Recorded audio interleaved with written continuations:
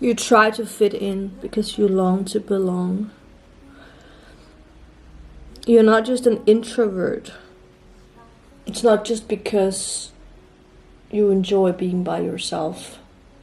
It's also because you crave deep connection. Other people might be able to easily feel like they fit in because they're good at fitting the mold. To fit in is to fit into the mold. It's to fit into the standard. If you're unique, if you're authentic, if you're walking your own path in life, then it makes it difficult to fit in. But I just want you to remember that fitting in and belonging is not the same thing. You always belong, and you have always belonged. But you might feel like you don't, and you try to fit in order to belong. Instead of realizing that, or maybe you have realized that, you belong to this world. You belong to humans. You belong to nature. Like you are life itself.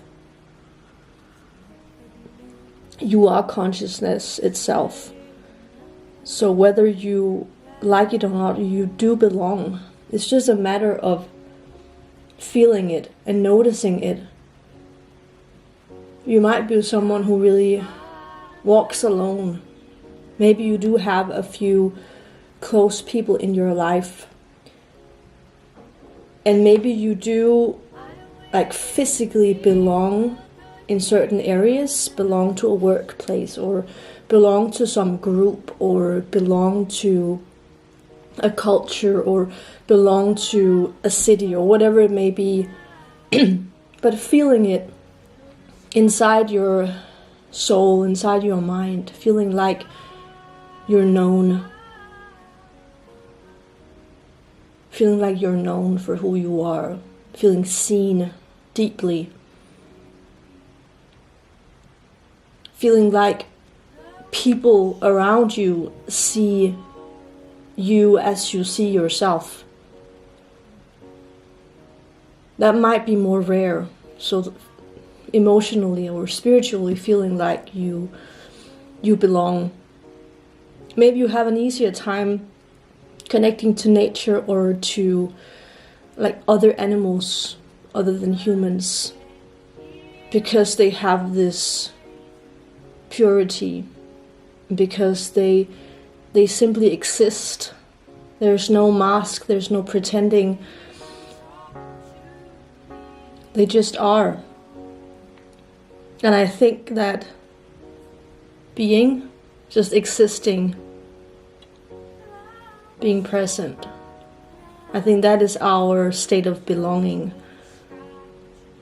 And when most people, they escape themselves, most people, they put on a mask, most people, they are always someplace else other than here, it's no wonder you feel lonely. It's no wonder you feel you don't belong, because, well, no one is really here. How can you feel like you belong to this present moment, this existence, this state of being, if people are not here? This makes me really emotional, because it's an intense feeling to experience. It's very conflicting. It's like longing for something that is, I mean, it's your state of being. You're longing for something that should just be here. But instead it feels so far away, because that is how most people live their life. Almost as if, I mean, the internet or like smartphones and stuff like that doesn't make it better, because people are always someplace else. People seem scared of each other. People are in a bigger state of fear than ever before. And so many horrible things are happening, so I get why people are escaping. But I don't think that that's the answer to escape the present, to escape our, that is life. You're escaping life. You're escaping life. So it's almost like you have two options. Either you are with yourself and you're alone, but you don't have to be lonely there, because you can connect to yourself, you can connect to nature, you can connect to animals, you can connect to spirit, to God, to the universe, to everything that is unseen, and feel connected and whole. Or, you can try and fit in, you can try and act like everyone else, try and just escape your existence in a way, escape this present moment, live somewhere else, to hold out, to endure your life, in order to wait for something, wait for the pain to be over, wait for this time of history to be over, wait for something else to happen. That's so sad. I get it, but it's so sad, because that's not how we're supposed to live. And you can tell that people are someplace else, because when you meet people out and about, it's rare that you can really connect with them. Eye contact is rare, but also just that feeling, that feeling of presence, feeling someone else's presence is so rare. It is so rare.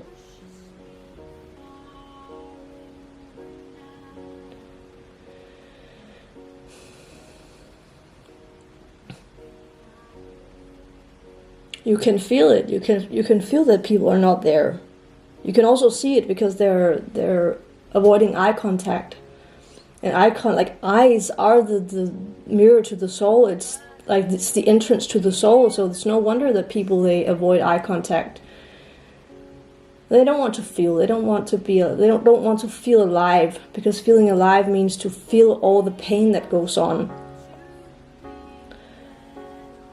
But pain is also the entrance to presence. If you avoid pain, you also avoid presence.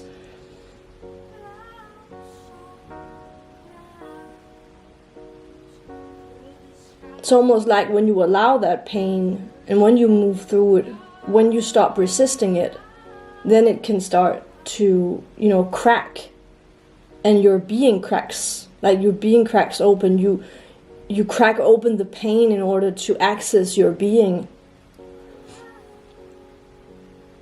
But if you avoid the pain altogether, then you avoid yourself. You avoid connection, you avoid being, you avoid living.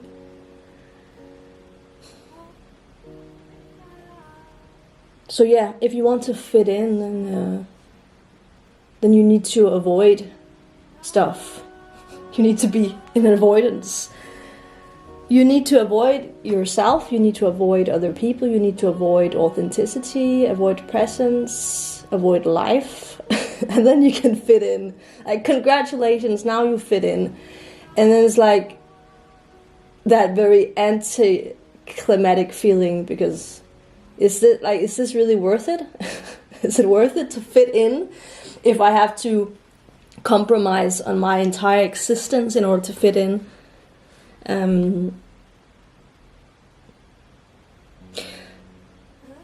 So remember that you don't want to fit in, you want to belong, and you don't belong by trying to fit in, you belong by being present. That's the only thing that you have to do. You just have to be. And that is somehow the most difficult things for most people. So if you're one of those people who are able to be present, pat yourself on the back. Remember to applaud yourself, because it's not an easy thing. It's not an easy thing. It might feel easy for you because you're used to it and it's just part of your practice. It's just part of your life. But it's a very, very rare thing. And remember that when you feel lonely or isolated or disconnected, it's because it's so rare for people to be in the present moment, to be here. No wonder you're lonely when no one else is here with you, here in this state of being. They might be there physically, but are they here like spiritually, mentally, presently? Or are they occupied with lots of other things that somehow is more important?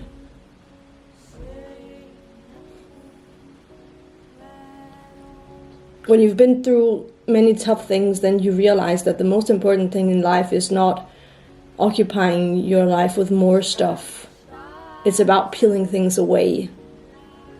What really matters is not how many things you do or how many things you achieve. It's not about how many people you relate to. It's about being present where you are. And when you realize that, you also realize that if you're connected to yourself, then you're not isolated anymore. You're not isolated if you're connected to yourself. Because that means that you meet yourself with presence. You meet others with presence. Whether or not they are in their present, whether or not they are there, it doesn't really matter because you're there. And you will get to meet people who are there as well. But you don't meet them by trying to fit the mold. You meet them by continuing to be you, continuing to be present.